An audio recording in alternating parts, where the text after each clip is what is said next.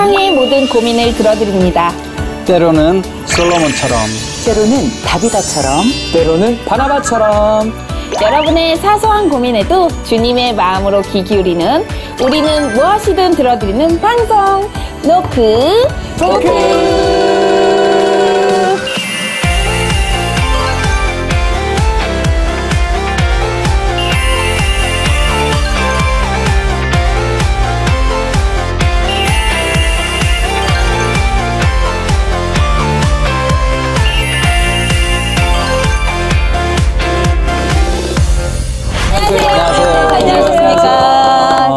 아니 근데 다들 너무 바쁘신 거 아니에요? 저희가 막 항상 얘기할 때 모이자고 한번 이렇게 얘기를 많이 했었는데 전 못 들었는데.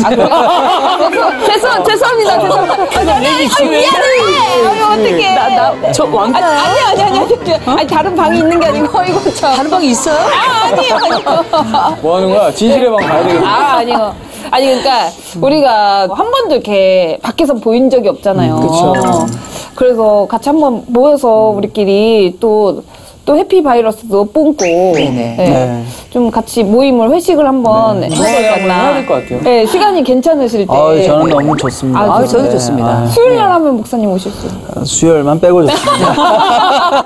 주일도 된다는 거예요. 아, 주일도 그러면 주일 저녁 괜찮습니다. 좋습니다. 그러면 우리가 빠른 시간에 네. 이렇게 날짜를 정해가지고 공지하도록 하겠습니다. 좋습니다.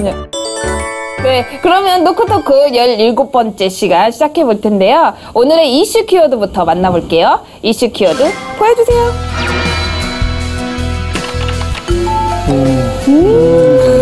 저거네, 저거.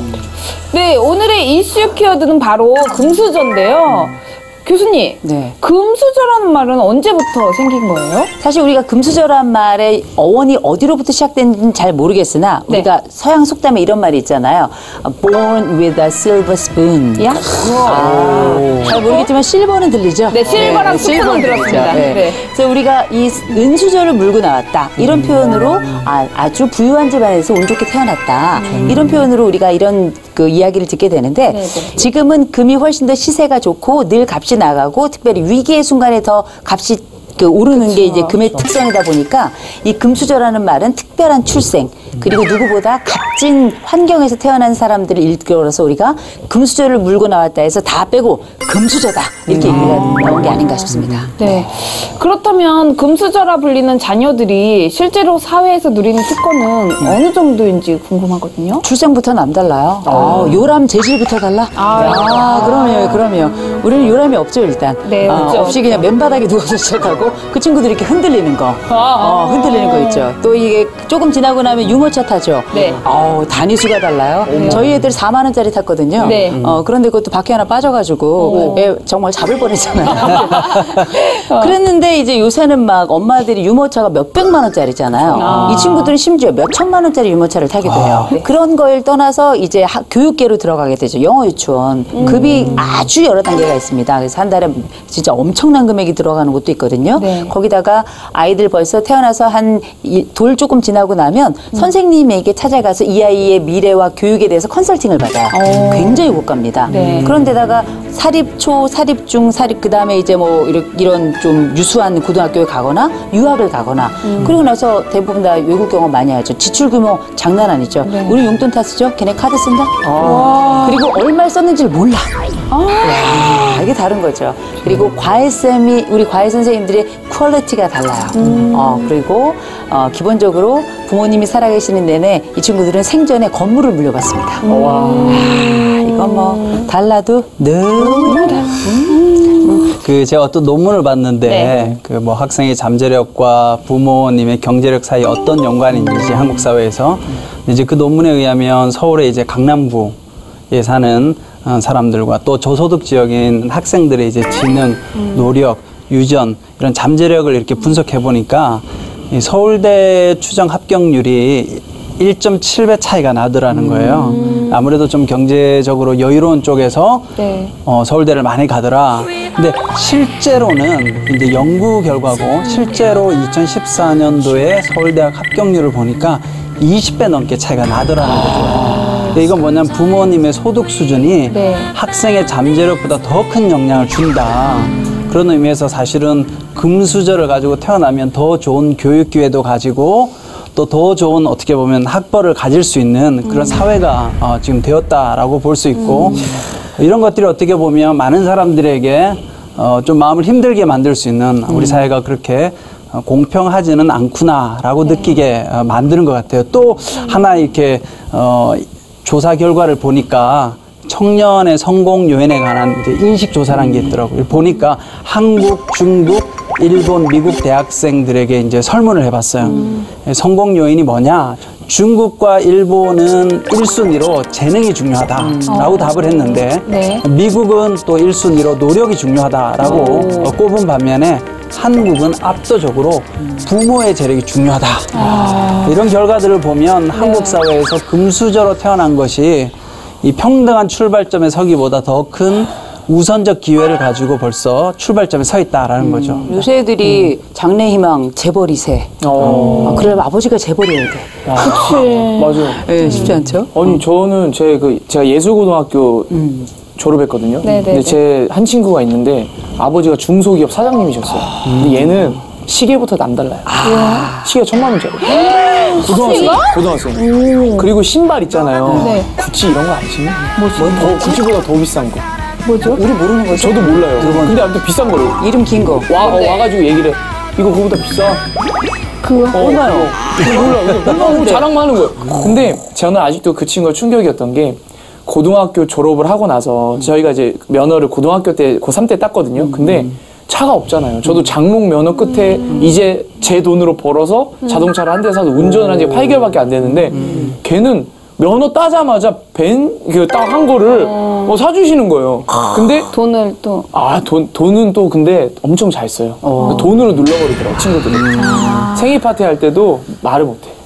저희는 생일 파티 할 때 고등학생 때 노래방 가거나 아니면 케이크 하나 사잖아요. 그럼요. 거기는 집 안에다 뷔페 깔아놓고. 진짜요? 진짜로. 집이 엄청 큰가 보다. 집이 컸어요. 집이 그때 아파트였는데 그 아파트 중에서도 집이 제가 알기로 한 100평 정도 돼보는 것 같아요. 지금 어떻게 연락을 하세요? 지금 연락 못하죠.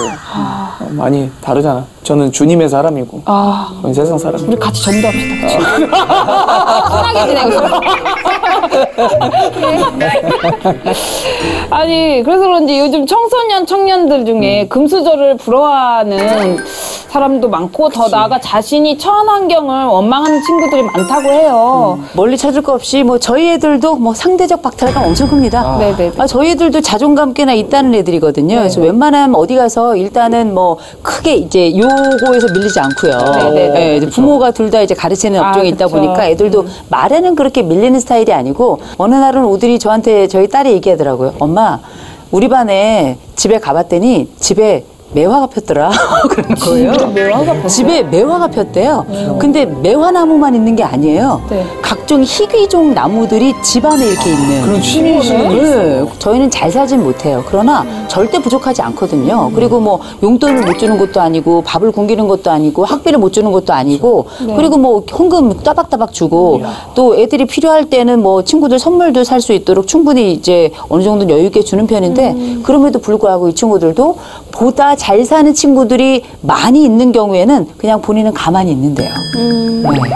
저희 딸 이렇게 잘난 척하는 거 되게 좋아하거든요. 네. 근데 이제 알 수가 없는 거지. 그래서 그 모임을 가야 되나 말아야 되나 그걸 상담을 하더라고요, 저한테. 그래서 제가 그랬죠. 그런 애들하고 잘 지내라. 잘 지내요. 잘 지내야지. 그거 어딘데요? 연령 제한 있어요, 연령 제한. 연령 제한이 있어요. 안타깝네요. 네. 교수님 풀어준 것처럼 이제 이런 사회적 분위기 때문에 네. 신조어가 생겨났죠. 헬조선. 별로 좋은 표현은 아닌데 한국이 정말 그 지옥에 가까울 정도로 희망이 없다. 이렇게 지금 20, 30대 청년들이 어떻게 보면 사회에 대한 여러 가지 절망적인 현실을 그렇게 말하고 있는 것 같습니다. 뭐 그 결과 이제 뭐 많은 또 젊은 청년들이 해외로 이민을 가기도 하고 또 온라인상에서 현실을 조롱하기도 하고 또 사회에 대해서 이렇게 원망하는 그렇게 표출하는 모습이 많은 것 같아요. 교회 환경도 좀 그런 면이 있는 것 같아요. 제가 신학생 시절에 목회자 자녀가 아니면 저희들끼리 부르는 말로 육두품이다. 앞으로 교회 안에서도 목회자로서 이렇게 어떻게 보면 이제 여러 가지 사역을 하고 이렇게 성장해 나가는 데 있어서 여러 가지 굉장히 제한적 환경이 주어졌다는 거죠. 벌써 신학생 때부터. 진골, 성골. 그렇죠. 진골, 성골 그런 이야기도 하고 벌써 이제 신대원 다닐 때부터 사실은 그런 사회적 역량이 교회 안에도 들어왔다는 것이 참 어떻게 보면 안타까운 현실인 것 같습니다. 그때 한참 얘기 나올 때 이제 진골, 성골, 우리는 골골.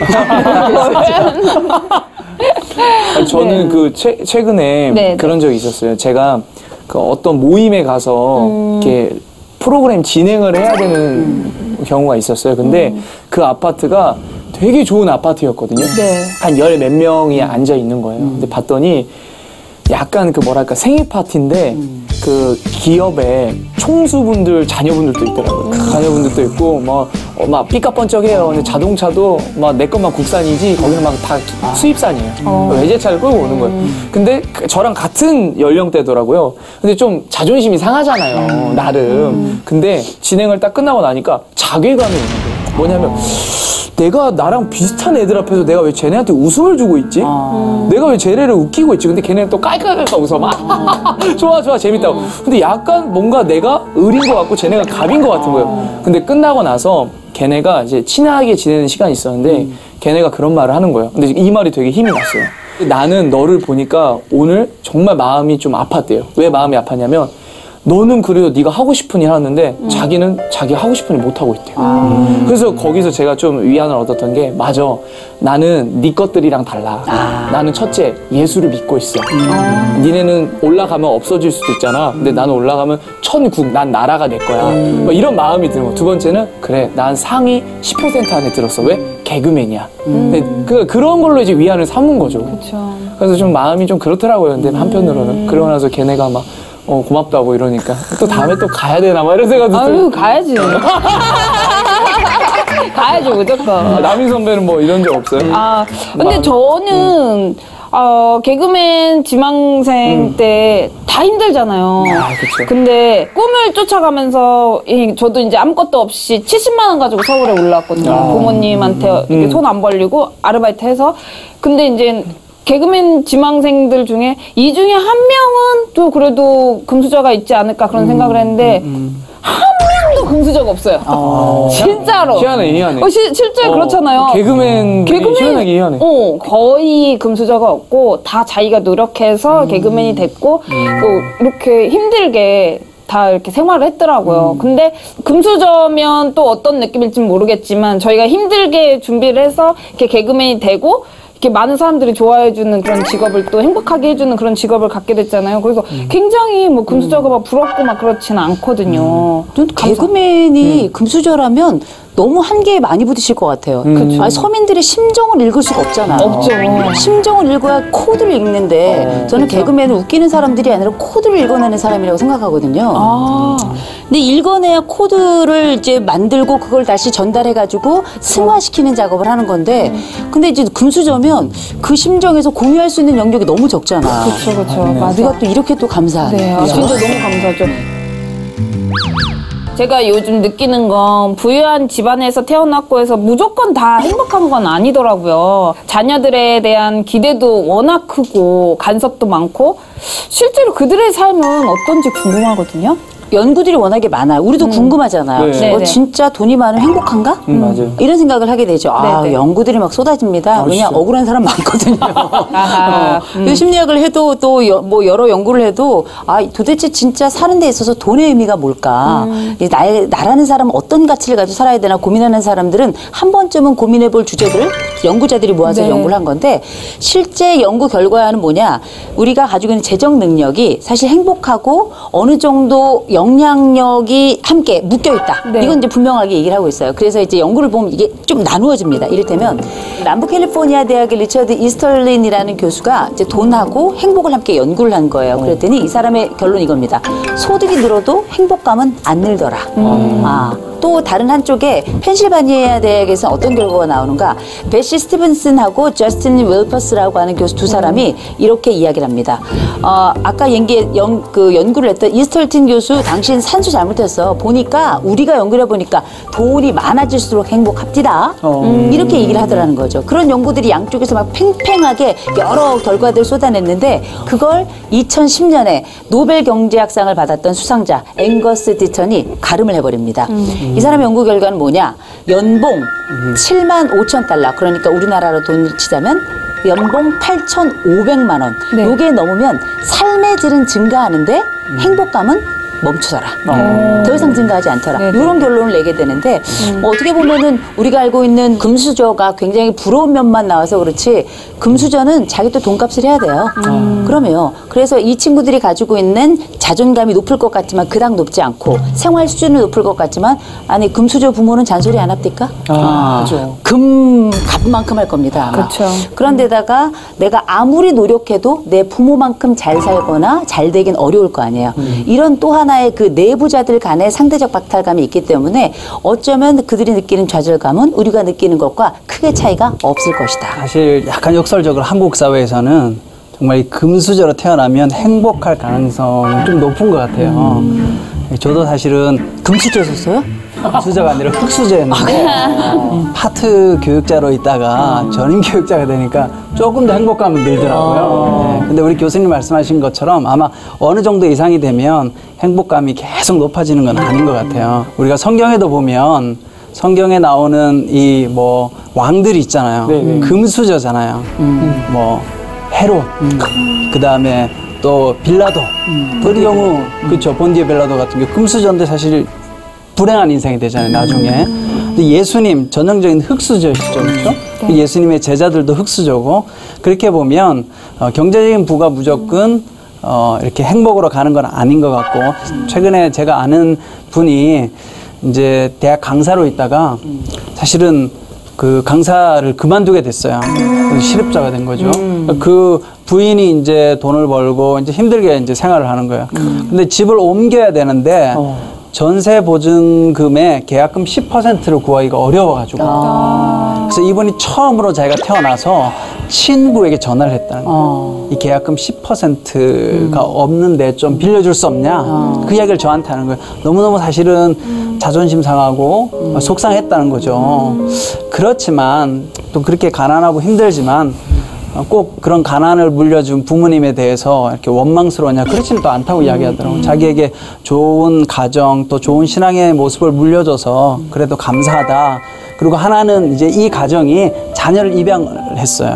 아이가 없어서. 근데 아이를 입양했는데 그 자녀를 키우면서 너무너무 행복하다고 그런 이야기를 하는 걸 제가 들으면서 금수저가 아무리 행복의 조건이 갖추어져 있지만 그런 완전한 행복을 가지기에는 그쵸. 정신적이거나 영적인 면은 또 사실 하나님께서 공평하게 주시는 것 같아요. 누구나가 노력하는 여하에 따라서 또 누릴 수 있는 것이 아닌가 그런 생각을 해봅니다. 저는 제 네. 친구 중에 저희 고향에서 금수저였어요. 막 땅도 엄청나게 많고 막 거기서 아버지가 사업을 하시는데 대박이 나고 근데 공부도 잘해. 근데 거기가 또 잘생겼어요. 그리고 더 웃긴 거 뭐냐, 운동도 잘해. 다 가졌어. 나무랄 데가 없는 거예요. 근데 한순간에 아버지 사업이 망하기 시작하면서 아파트와 땅이 사라져지고 그 다음에 아버지 어머니가 이혼을 하면서 부모님이 사라져지고 하다 보니까 얘가 어디로 풀렸냐, 호스트바로 아이고. 여성 전용 그 술집으로 가서 지금도 호스트바에서 실장을 하고 있어요. 아이고. 근데 걔의 삶을 제가 10년 만에 작년에 이야기를 들었는데 진짜 한순간이더라고. 그때 당시에는 그게 부러웠고 그때 당시에는 나 쟤처럼 우리 집도 저렇게 될 수는 없을까라고 했는데 와, 그때 충격받았죠. 그래서 걔가 제 행사를 하는데 왔어요. 행운권에 당첨이 되는데 걔인 거야. 끝나고 나서 또 이야기를 했죠. 그랬더니 너무 고통스럽다. 지금도 힘들다. 그러나 나는 돈을 벌기 위해서 어쩔 수 없이 이 일을 해야 된다. 너무 그게 좀 왈칵하더라고요. 진짜 시대가 좋아지면서 재력이 점점 더 중요시되고 있는 건 사실이잖아요. 이런 현실 속에 살고 있는 우리 기독교인들, 앞으로 어떻게 사는 것이 주님 보시기에 좋은 삶일까요? 아까 목사님께서 헤롯과 빌라도 얘기하시고 네네. 그 말씀을 딱 들으시니까 저는 헤롯은 세례요한하고 매칭이 되고 네. 빌라도는 예수님하고 매칭이 되더라고요. 그런데 우리가 긴 역사를 두고 누가 진정한 권력을 가진 자인가 이런 생각을 하게 되더라고요. 근데 가만 생각해보면 우리들이 가지고 있는 이 신앙의 역사와 인류가 가지고 있는 본연의 역사는 약간 다른 것 같아요. 인류의 역사는 기본적으로 재화, 돈을 중심으로 권력이 끊임없이 계속 재편이 되잖아요. 그런 면에서 볼 때 우리가 가지고 있는 이 신앙인으로서 거대한 기독교의 그 흐름을 좀 살펴볼 때에는 어쩌면 우리가 가지고 있는 의미는 일용할 양식이라고 하는 굉장히 사소한 것에 있지 않는가. 이 작은 것에 대한 감사, 오늘 우리에게 일용할 양식을 주옵시고 다만 악에서 구하옵소서 하는 일이 굉장히 사소해 보이지만 일상 속에 이렇게 피부처럼 와닿고 신앙은 거의 핏줄을 타고 흐른다고 저는 생각을 하는데 이 핏줄 속에 들어가 흘러가는 요 순간순간의 헤모글로빈이 다 감사의 요건들이거든요. 그래서 제가 볼 때는 정말 이 가진 것을 헤어볼 수 있는 자, 이 자가 저는 행복의 열쇠이자 전 천국의 열쇠를 준 자라고 저는 생각을 해요. 그 사람이야말로 1등 부자죠.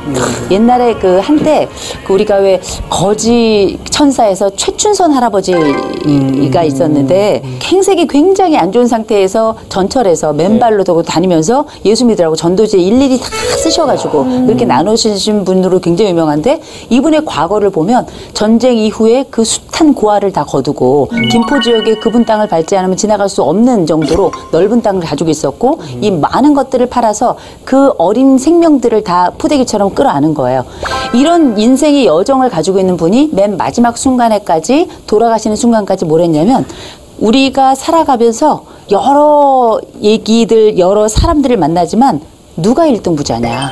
예수가 있는 자가 1등 부자다. 이런 얘기를 제가 그걸 보면서 지금도 우리가 동영상 같은 데 찾아보면 있거든요. 최춘선 할아버지 하면 저는 지금도 그 장면을 보고 많이 울곤 하는데 어떻게 보면 우리가 가지고 있는 이 접을 수 있는 손가락 뻗친 손가락만 있고 접을 수 있는 손가락이 없는 거라면 어쩌면 이게 가장 큰 불행이고 한두 가지라도 우리 속에 일용할 양식을 찾고 다만 악에서 구하옵소서라고 기도할 수 있는 부분이 있다면 이게 제가 볼 때는 1등 부자가 아닐까 싶어요. 제가 그 평상시에 행동하는 거나 옷 입는 걸 보면 그래도 애들이 저희 집안이 빵빵한 줄 알았대요. 진짜로. 근데 이 노크토크를 통해서 저의 삶이 비춰지잖아요. 애들이 연락이 와요. 뭐라고 하냐면 야 네가 그렇게 힘들게 살았구나.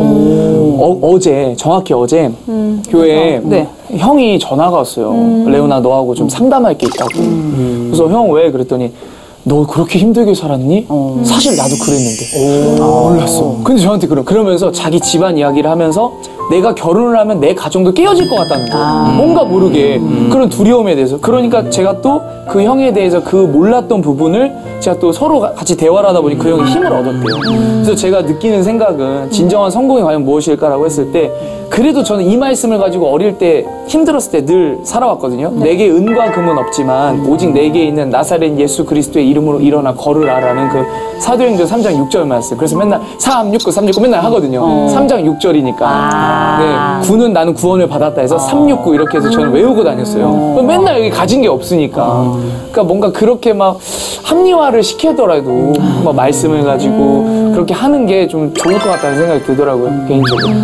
사실 성경은 이 물질 자체를 죄악시하지는 않아요. 네. 그래서 기독교는 물질을 공평하게 재분배하는 데 관심이 오히려 있습니다. 그래서 구약 성경에 보면 희년 제도라는 게 있어요. 이 희년이라는 것이 무엇인가 하면 50년째가 되면 노예였던 자들에게는 다시 자유를 주는 거예요. 노예에서 풀어주고 또 가난 때문에 조상의 땅을 만약에 팔아야 됐다면 50년째가 되면 그 땅을 다시 되돌려 주는 거예요. 그래서 희년을 뭐라고 이야기하냐면 여호와의 은혜의 해 혹은 자유의 해 이렇게 부른다는 거죠. 그러니까 희년의 정신은 뭐냐? 하나님께서 모든 사람들에게 다시 공평한 기회를 제공해 주는 거예요. 우리가 처음에는 공평하게 시작한 것 같은데 나중에 점점 차이가 나잖아요. 근데 늘 성경은 다시 그 차이를 똑같은 선상에서 다시 공평하게 갈 수 있도록 도와주는 것이 성경의 정신이라는 거죠. 그런 의미에서 사실 오늘 이제 기독교인들에게 하나님께서 물질을 주신다는 것은 어떻게 보면 이 부를 가지고 이 땅 가운데 공평하게 잘 나누어주고 이웃과 더불어 살아갈 수 있도록 그렇게 어떻게 보면 우리에게 청지기 역할을 맡겨준 거죠. 그래서 저는 그런 의미에서 우리가 물질을 받았을 때 이게 내 것이다 라는 생각보다는 하나님께서 준 것을 잘 나눌 수 있도록 그렇게 역할을 하면 저는 하나님께서 우리에게 굉장히 또 더 큰 복도 주시고 물질의 복도 주셔서 그 물질의 복을 계속 이렇게 유통할 수 있는 그런 통로자로 삼으실 것 같습니다. 네, 우리가 부유하게 태어났든 조금 부족하게 태어났든 절대 잊지 말아야 할 것은 우리 모두는 주님의 자녀로 태어났다는 겁니다. 매 순간 삶의 주인 되신 주님이 우리와 함께 하신다는 걸 꼭 기억하셨으면 좋겠습니다. 아멘. 부러운 사람이 없는 사람은 본전 없이 1등 부자예요. 미운 사람이 없는 사람은 1등 권세예요. 세상 왕들의 억만배 권세예요. 미운 사람이 없는 사람. 발세에 세상에 내가 다시 올 때에 세상에 있는 자를 볼 수 있겠느냐. 그럼 오늘의 사연으로 넘어가 볼게요. 레온 씨? 네, 사연 소개해 드리겠습니다.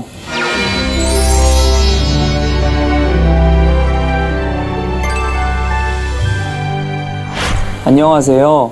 저는 현재 30대 초반의 청년입니다. 20대부터 쭉 회사를 다니다가 최근 진짜 하고 싶은 일을 하기 위해 직장을 그만두고 음식 장사를 준비 중에 있습니다.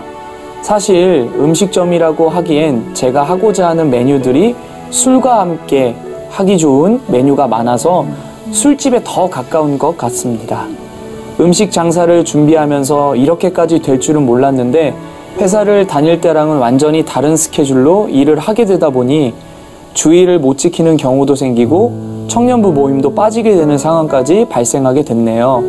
문제는 청년부 생활이 조금 소홀해지니 주변에서 저에 대한 안 좋은 이야기들이 들리기 시작한 겁니다. 처음부터 술집을 계획한 건 아니었지만 메뉴가 계속 변경되고 추가되면서 제가 생각했던 것과는 많이 달라진 건 사실이지만 그게 이렇게까지 주변 사람들 사이에서 문제가 될 거라고는 생각하지 못했습니다. 교회 안에서 저에 대한 안 좋은 이야기들이 오고 간다는 걸 알게 된 후에 자꾸 마음이 쓰이고 스트레스가 심한 상태입니다. 제가 술집을 차린다는 것만으로 저에 대해 평가하고 이야기하는 것이 제 입장에서는 상처가 된 것 같습니다.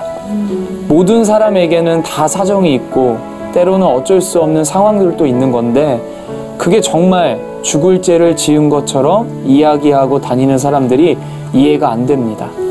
어릴 때부터 교회를 다니고 있지만 모든 걸 다 지키며 살지는 못하는 것 같습니다. 친구들을 만나면 술도 한 잔 마십니다.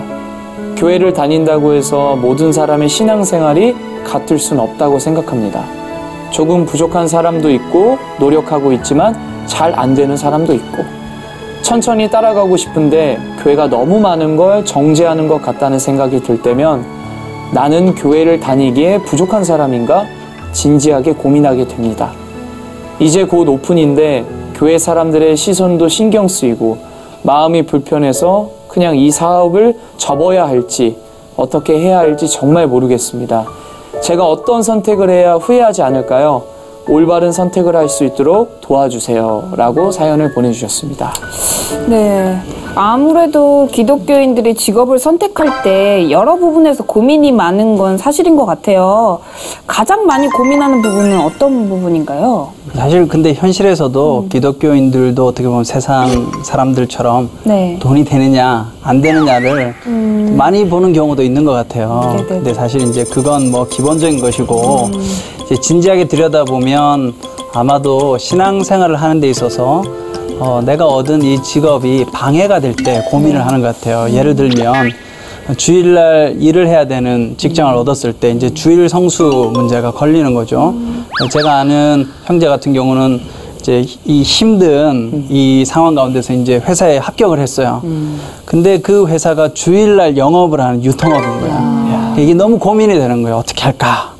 그리고 또 이제 한 경우 같은 경우는 조금 이제 윤리 도덕적인 면에서 신앙인으로서 감당하기가 어려운 이제 직업을 가질 경우, 뭐 예를 든다면 이제 그 제가 아는 또 형제지만 그 형제 같은 경우는 이제 그 직장에서 맡은 포지션이 이제 영업인 거예요, 영업. 네. 그러니까 영업이라는 것이 상대 회사의 사람들을 만나서 이제 어떻게 보면 접대도 하고 뭐 이렇게 네네네. 하잖아요. 그렇죠. 네. 그러니까 이제 요즘은 많이 달라지지만 그래도 한국 사회에서 많은 경우 이 접대하는 문화 속에 뭐가 있냐면 저녁 늦게 술자리를 가진다든지 혹은 뭐 유흥업소에 가야 된다든지 이제 이런 것들이 너무 신앙 양심에 힘든 거예요. 그래서 이것 때문에 제가 고민하는 경우를 많이 봤습니다. 네. 아마 다들 한두 번씩은 고민하는 주제 아닐까요? 맞습니다. 이랬으면 네네. 뭐 제 주변에도 사실 그 우리가 흔히 말하는 유흥주점 하시는 그렇죠, 분들 그렇죠. 많아요. 맞아요. 제 주변에 왜 이렇게 많죠? 제 주변에도 많아요. 많아요. 근데 저는 그분들에게 술 팔지 마. 저는 이렇게 얘기할 수 없어요. 그렇죠. 그렇잖아요. 네, 제가 네, 무슨 권리로 그 얘기를 하겠어요. 다만 이제 이분들에게 어떤 고민이 있는지를 여쭤볼 수 있잖아요. 그분들 역시 유사한 고민을 얘기하세요. 주의를 지키기 어려운 경우가 많다. 왜냐하면 영업이 보통 새벽 2시, 3시에 끝난다는 네, 거예요. 맞아요. 아침에 일어나가지고 이 눈을 벌리고 나오고 싶은데 눈이 벌어지지도 않는데 너무 피곤해가지고. 그래가지고 한두 번 이렇게 어쩌다 빠지다 보니까 이것마저도 내 마음에 죄책이 되고 내가 실제 그런 업종을 가지고 있지 않더라도 실제 내가 기독교인으로 살면서 음주가무 해야 되는 거. 근데 예를 들어서 우리가 저도 예수 믿거든요. 근데 나이트클럽에 간다 그러면 삐딱하게 볼 수 있을 것 같아요. 거기 가면은 이제 뭐 누구는 춤을 추고 뭐 누구를 이제 뭐 술을 마시고 뭐 이렇게 되니까 거룩한 기도가 아니라 시끄러운 문화, 찬양하는 문화가 아니라 막 함께 막 진짜 막 노는 문화이니까 이게 과연 우리가 이걸 무조건 나쁘게 말할 것인가? 근데 실제 그건 외부의 판단이고 그 놀이 속에 들어가 있는 사람도 내가 이게 잘못하는 건가? 이렇게 잘 헷갈릴 때도 많이 있어요. 거기다가 예를 들어서 이게 직업으로 있다. 이를테면 내가 술집의 웨이터야. 아니 웨이터가 잘못이에요? 아니잖아요. 그런데 누군가에게 어떤 서빙을 하는데 그게 내 손에 담겨있는 그 재료가 누군가를 취하게 하고 때로는 누군가에게 과한 음주를 권하는 상황이 될 수도 있고 이런 복잡한 주제들이 있기 때문에 많은 분들에게 제가 여쭤보면 대부분 다 비슷하게 이거 주일 성수 문제나 내가 음주 가무와 관련된 문제나 아니면 내 직종에 관련된 문제 이거 굉장히 고민을 좀 많이 하세요. 그래서 이런 얘기들이 우리가 이제 어떻게 이야기가 풀어가게 될지 잘 모르겠으나 저는 굉장히 다들 관심 있는 주제가 아닐까 싶어요.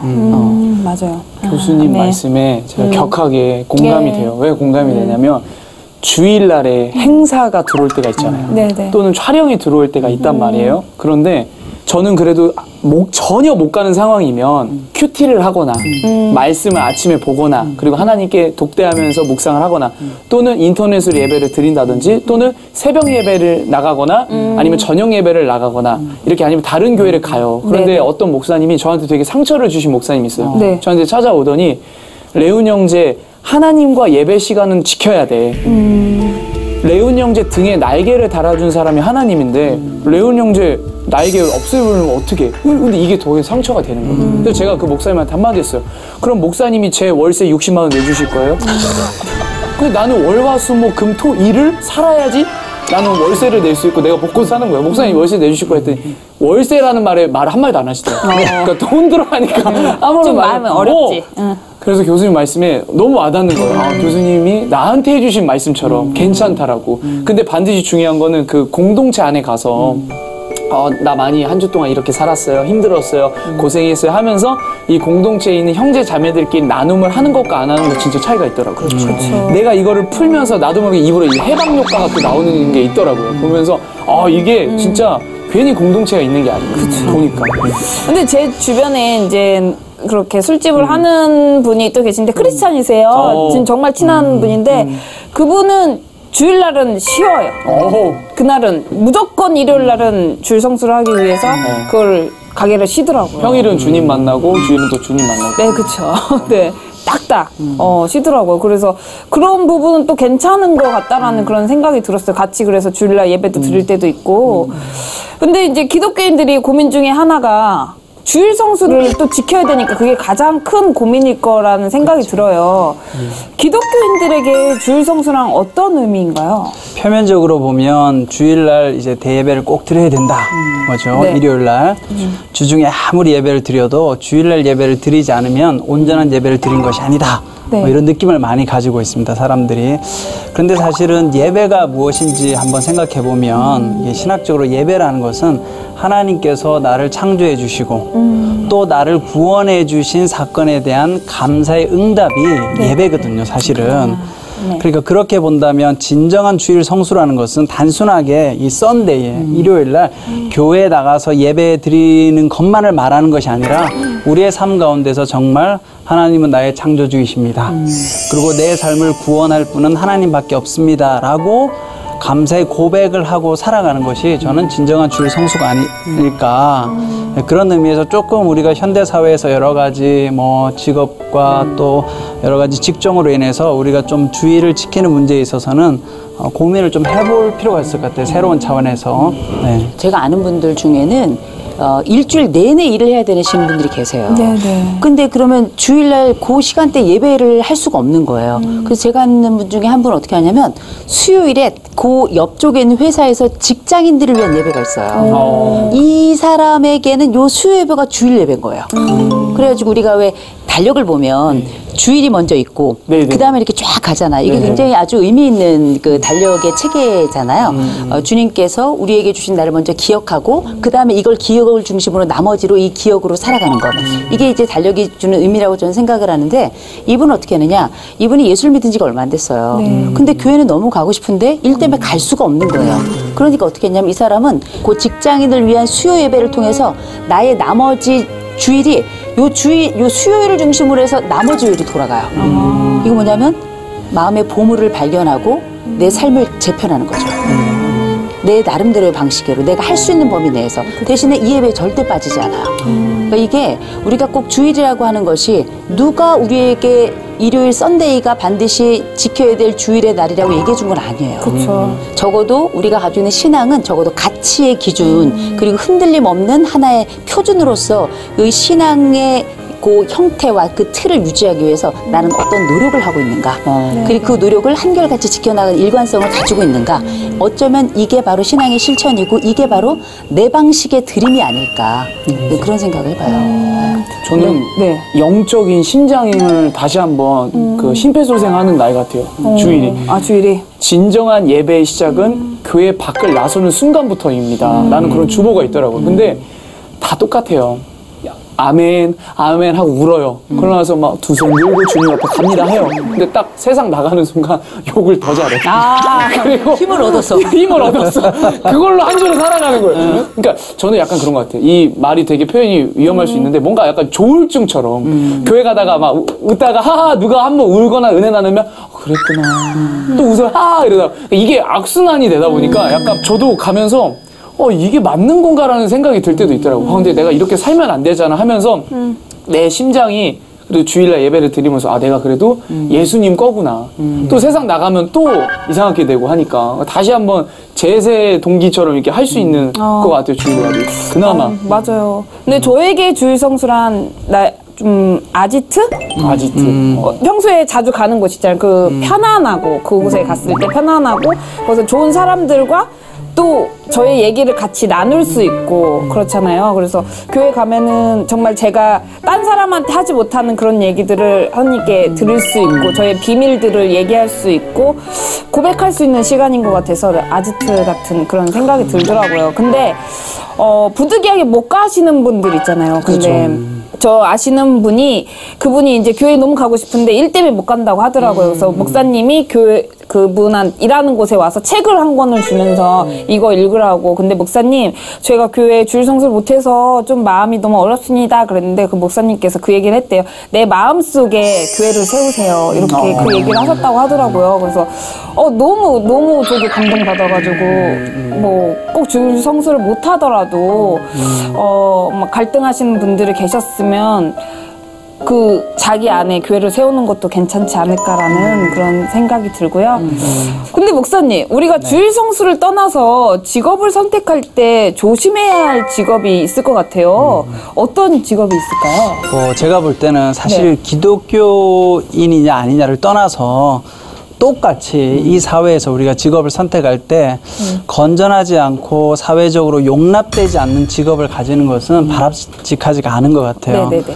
뭐 하나님의 영광을 가리거나 또 타인의 삶이나 생명을 해하는 일을 한다면 그건 당연히 바람직한 직업이라고 볼 수 없겠죠. 그리스도인이든 아니든 네. 뭐 예를 든다면 폭력을 행사해서 상대방을 다치게 하면서까지 내가 이윤을 얻는다든지 뭐 그런 일을 한다든지 아니면 누군가를 속여서 이득을 얻는 그런 일을 한다면 뭐 그런 것들은 신앙을 떠나서도 비윤리적이고 또 어떻게 보면 굉장히 범죄 활동을 위한 것이기 때문에 네.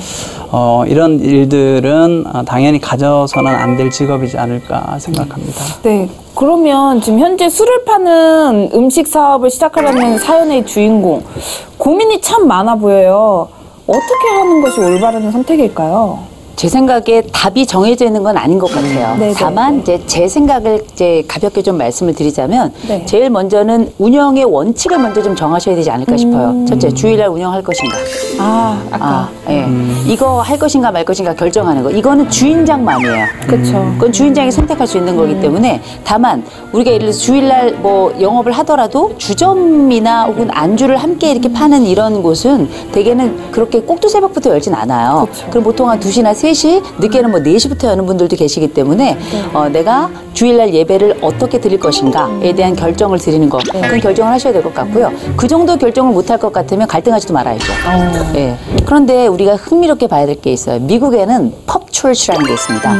펍은 대중 술집을 이야기하는 거고 네. 철치는 교회란 뜻인데 네. 이거는 교회에서 술을 파는 게 아니고요.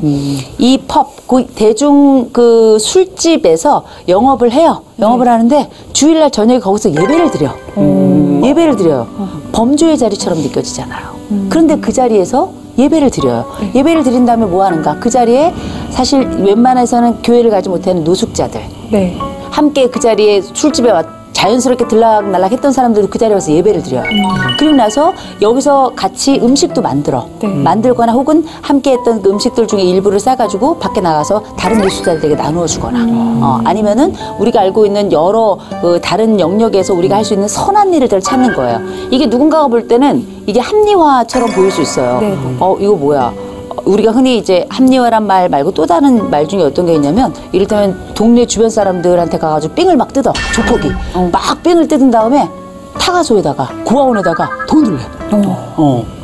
이런 그 말도 안 되는 이걸 반동 형성이라고 부르거든요. 이런 반동 형성처럼 보일 수도 있어요. 그러나 그게 아니라 지속적으로 하면서 그냥 술을 마시지만 교회에 가지 못했던 사람들에게 예배를 나누게 하고요.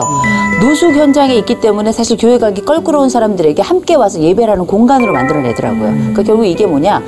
누가 우리에게 거룩한 장소를 지정했는가? 함께 모이고 그 자리가 서로 우리가 생각하는 그렇게 완벽하게 깨끗한 자리가 아니라 하더라도 사실은 그 자리를 통해서 그 자리에도 아마 하나님이 계실 것이다. 저는 그렇게 생각하고요. 이런 거룩한 일을 시작하는 바로 그 자리가 제가 볼 때는 많은 사람들이 마시는 생수의 자리라고 저는 생각해요. 일단 이름을 좀 바꾸라고 말씀드리고 싶네요. 일단 가게 이름을 주님으로. 주님. 네, 술주 말고 주님으로. 주님. 네, 주님에서 주님으로. 제가 네. 그 봤던 술집 중에 정말 웃긴 게 있었어요. 간판이 주여야. 주여. 술주자에 여가 여자. 주가 여가가 있는 거예요. 주여. 그래서 제가 이걸 어떻게 해석해야 되나. 근데 이분이 이게 예수를 믿는 분은 아니에요. 제가 나중에 와서 보니까 예수를 믿는 분은 아닌데 그걸 보면 사람들은 이제 여러 가지 생각을 했겠죠. 근데 가서 그냥 즐겁게 마시면서도 주여 하면서도 한 번쯤은 기독교에 대한 생각을 하게 되거든요. 그렇죠. 맞아요. 아주 굉장히 아주 아이디어도 넘치면서도 묘한 생각을 갖게 하면서 사람들한테 복잡하지만 나쁘지 않은 시선을 주더라고요. 네. 오히려 그런 것도 괜찮겠다니까. 교인들, 좀 청년들도 좀 초대해가지고 우리 술집은 이렇게 진짜 이상한 술집이 아니야. 나는 정말 이렇게 참 좋은 그걸 하고 있어라는 걸 좀 교인들을 좀 초청을 해가지고 좀 함께 이렇게 나눔도 하고 하면 좋을 것 같은데요. 근데 이제 오해는 없어야 될 것 같아요. 우리가 지금 이런 얘기를 하고 있지만 이게 그렇다고 전적으로 음주와 이런 모든 것들을 허용하자는 게 아니라는 거예요. 다만 사실 이런 여러 직종을 갖다 보니까 고민하는 분들에게 우리가 어떻게 하면 그 묶음만 줄 것이 아니라 해방도 함께 할 것인가, 기독교가 어느 범위까지 함께 이들을 포함하고 포괄할 것인가에 대한 고민을 함께 하자는 거니까 혹시 이 방송을 보시면서 뭐죠? 이거 뭐야? 어떻게 하자는 거야? 이렇게 생각하지는 않으셨으면 좋겠어요. 혹시 근데 진짜 저는 그런 적이 있었거든요. 어떤? 제가 광고가 들어온 거예요. 그래서 기도했었거든요. 지금 뭐 방송도 많이 하고 뭐 광고 뭐 이렇게 다양하게 활동했으면 좋겠는데 근데 광고가 들어온 거야. 회사에서 전화 연락이 왔어. 근데 소주 광고인 거예요. 그래서 어떡하지? 돈은 벌어야 되고 어떡하지? 그래가지고 일단은 뭐 이제 회사도 있고 하니까는 이제 찍기로 한 거예요. 다 이제 계약서까지 뭐 이렇게 쓰고 막 이렇게 콘티까지 다 받았는데 너무 마음이 불편한 거예요. 그래가지고 친한 목사님한테 얘기를 했죠. 목사님, 제가 이렇게 광고가 이렇게 찍게 됐는데 찍는다고 했는데 지금 이게 소주 광고여가지고 제가 지금 마음이 너무 어렵습니다. 이렇게 했더니 안 찍는 게 제일 좋은데 어쩔 수 없으니까 이번에는 뭐 해야지 않겠니? 그래서 기도 열심히 해라, 남이야. 이렇게 하는 거야. 그래서 기도 막 했죠. 근데 진짜 신기하게 그거 엎어졌어요. 진짜. 네. 콘티까지 다 받았는데 너무 신기하지 않아요? 그래서 이제 다음부터는 그냥 안 한다고 이제 뭐 그런 거 들어오면은 절대 안 한다고. 아 근데 저는 이런 생각이 들어요. 오나미 씨랑 소주를 마시면 재밌을 것 같아요. 아 진짜요? 저도 아마 그래서 그 광고주가 그런 생각을 한 게 아닐까 싶어요. 이 사람이라면 다른 사람들하고도 늘 잘 어울릴 것 같고 그 술도 더 이렇게 딱 했을 때 맛있을 것 같고 이런 느낌이 있을 것 같아요. 근데 중요한 건 제가 술을 한 잔도 못 하거든요. 그러니까 네. 그게 재밌죠. 음료수 광고를 찍었으면 좋겠어요. 포카리 스웨터 어때요? 어우 너무 예쁘다. 라라라라라라. 자전거 진짜 잘 타는데. 쭉 가는데 네. 포구 끝이야. 날아야지 고수처럼. 또 날라서. 네. 성경 먹어야지. 아멘. 그럼 마지막으로 기독교인들이 돈을 버는 방법. 직업을 선택할 때 꼭 이것만은 기억했으면 하는 것이 있다면 어떤 게 있을까요? 기독교 교리 네. 중에 웨스터민스터 소요리 문답이라는 게 있어요. 거기 보면 이제 신앙의 기초에 대한 이야기를 하는데 네. 첫 번째 질문이 뭐냐면 사람의 으뜸가는 목적이 무엇입니까? 이런 질문이 있어요.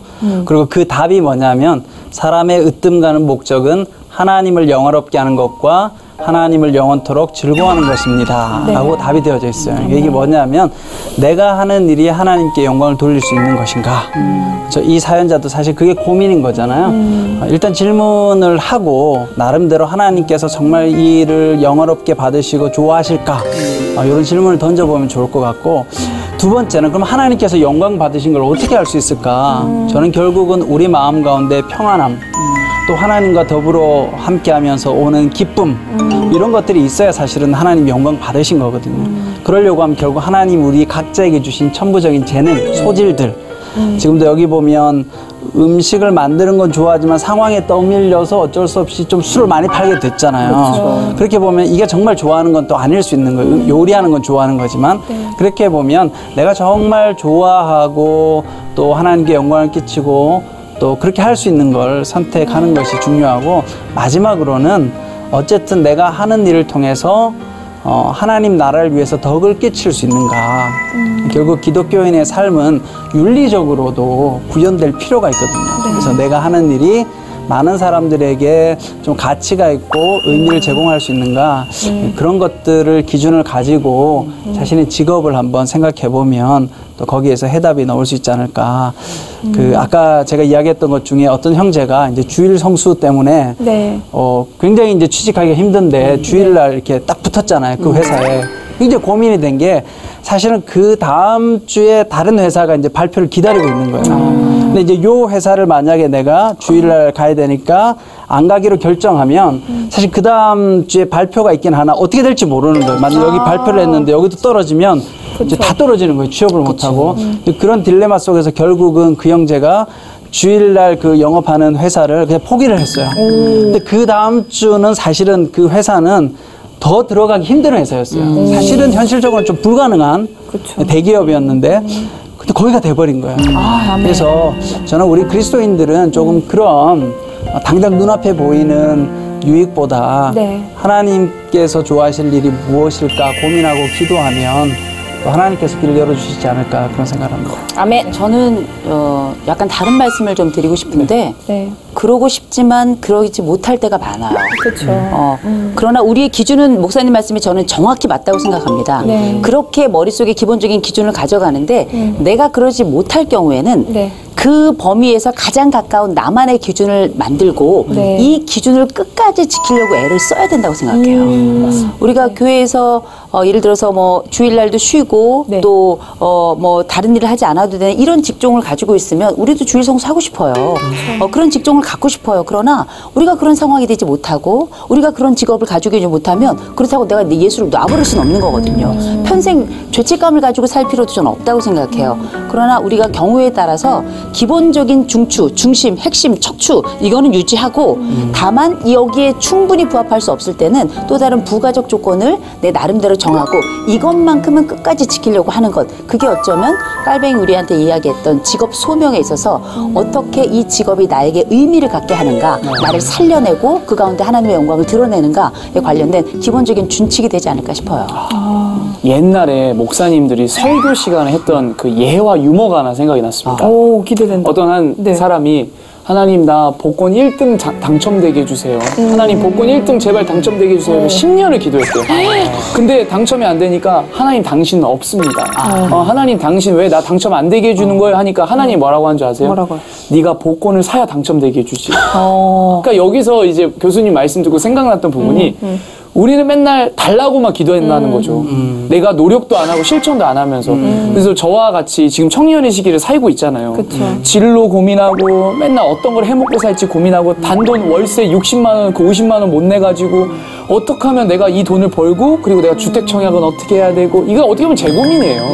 전세 자금 대출 어떻게 하고 이것부터 시작해가지고 저기 뭐 남양주에 좋은 땅이 있다더라. 근데 나는 못 간다더라. 막 이러면서 막 5만 가지 생각하면서 내 와이프 만나면 차는 어떤 거 있어야 돼. 막 이런 수백 가지 생각을 매일매일 하고 살아가잖아요. 그러면서 가장 중요한 건 해내야 되거든요. 살아가야 되거든요. 근데 남은 나를 위해서 살아주지 않는데 주님은 나를 위해서 살아주시더라고요. 그래서 그걸 알고 그냥 저도 그러고 우리 청년들 그렇게 살아가야 되는 것 같아요. 무조건 노력하고 그냥 들이밀고 받고 내가 정수리 보이고 인사하고 도와달라고 살려달라고 해야지. 이런 상황에서 이 대한민국에서 살아가지. 아 이거 각박합니다. 근데 진짜 맞는 것 같아요. 현재 직업을 선택하는 데 있어서 고민 중에 계신 분들이 있으시다면 여러분들이 좋아하는 일을 선택하되 그 일이 주님이 기뻐하시는 일인지도 함께 생각해 보셨으면 좋겠습니다. 그럼 오늘도 사연의 마무리는 우리 목사님이 해주셔야죠. 성경 말씀에 보면 이런 네네. 말씀이 있어요. 로마서 말씀에 보면 네. 믿음이 연약한 자를 너희가 받되 그의 의견을 비판하지 말라. 어떤 사람은 모든 것을 먹을 만한 믿음이 있고 믿음이 연약한 자는 채소만 먹느니라. 먹는 자는 먹지 않는 자를 업신여기지 말고 먹지 않는 자는 먹는 자를 비판하지 말라. 이는 하나님이 그를 받으셨습니다. 저는 이 말씀처럼 중요한 포인트는 이 사연자가 뭐 술을 파느냐 안 파느냐 그런 직업을 하느냐 안 하느냐보다 이 사연자의 공동체를 좀 우리가 주목하면 좋을 것 같아요. 이 공동체가 지금 굉장히 판단하고 정죄하고 있잖아요. 근데 사실 우리가 예수님 믿고 구원받는 건 어떤 행위로 구원받는 게 아니거든요. 예수님의 은혜로 구원받는 것이지. 그러니까 어차피 이 사연자가 주류를 팔든 안 팔든 사실 구원의 문제와는 큰 상관이 없어요. 어떻게 보면 이게 한국 교회 안에서 여러 가지 정서적인 문제가 더 큰 거죠. 음주에 대한 부정적인 것들. 그런 의미에서 저는 교회가 교회의 역할은 뭘 판단하고 정죄하는 기능보다는 우리가 어떤 상황에서 어떤 행동을 할 수 있도록 좀 기다려주고 품어주고 그래서 스스로 자기가 신앙 양심에 따라서 결정할 수 있도록 하면 좋을 것 같고요. 단순한 거에 지엽적으로 초점을 맞추기보다는 우리가 예수님의 마음으로 이 사연자의 힘든 상황을 좀 공감하고 들어주다 보면 사연자 스스로 저는 이 사연자가 자기 신앙 양심에 거리낄 것 없이 이 일을 한다면 그것도 큰 문제가 없을 것 같아요. 네. 그러면 오늘의 기도 편지 들어볼 텐데요. 오늘은 목사님이 준비해 오셨죠? 네. 제가 함께 기도하도록 하겠습니다. 네. 사랑과 은혜가 많으신 하나님, 자신의 재능과 은사를 통해 음식점을 개업하고자 준비 중에 있는 한 청년의 고민을 주님께 올려드립니다. 사업 준비로 바빠 주의를 잘 지키지 못하고 청년부 모임에 함께하지 못해 여러 고민들이 많이 있습니다. 또한 주변 사람들의 시선과 평가로 인해 마음의 상처를 많이 입었습니다. 주님, 직업에는 귀천이 없는 줄 압니다. 이 청년이 하고자 하는 일이 주님께 영광이 될 수 있도록 인도하여 주시옵소서. 아멘. 다른 이들의 눈치를 보는 것이 아니라 하나님 앞에서 하나님의 말씀을 듣고 신앙 양심에 따라 믿음의 결단을 하고 나아갈 수 있도록 주님 인도하여 주시옵소서.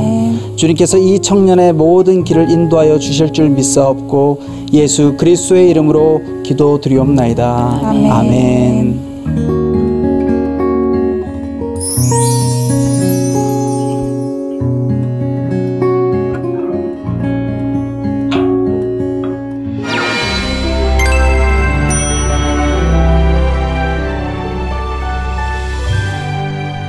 노크토크 17번째 시간으로 함께 했는데요.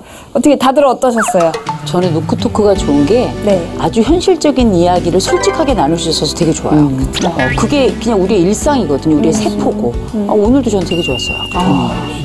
전 백부장 스토리가 생각이 나더라고요. 네. 예수님이 백부장한테 야 내가 진짜 이만한 믿음을 본 적이 없다라고 한 것처럼 이분도 이렇게 일하시면서 예수님 앞에 좀 정직하게 좀 잘 하셨으면 좋겠다는 생각이 들어요. 네, 맞습니다.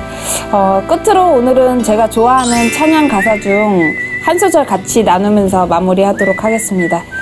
눈을 들어 산을 보아라. 너의 도움 어디서 오나. 천지 지으신 너를 만드신 여호와께로다.